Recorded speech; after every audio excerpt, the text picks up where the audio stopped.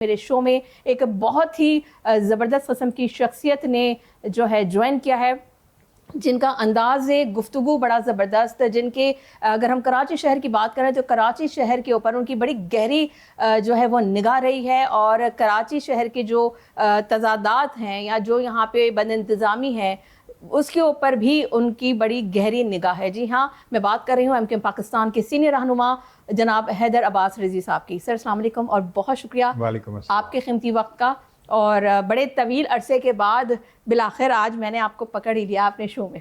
کیسے ہیں سر آپ؟ میں بالکل خیریت سے ہوں، آپ ٹھیک ہے سنا؟ الحمدللہ میں بالکل ٹھیک ٹھاک ہوں۔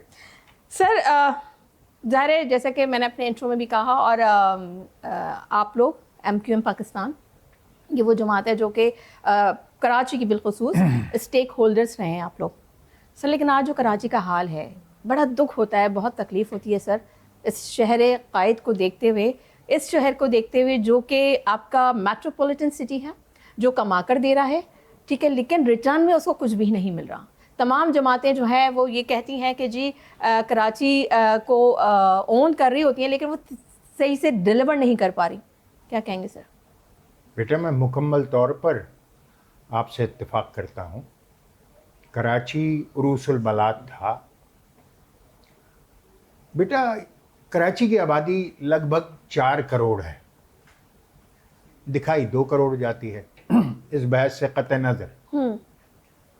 4 کروڑ کے اس شہر کا جو حال ہے اور جو تباہی ہے وہ بے وجہ نہیں ہے۔ ٹرو۔ اتنے بڑے شہر اتنی آسانی سے تباہ نہیں ہوتے، ان کو تباہ کرنے کے لیے بڑی محنت کی جاتی ہے۔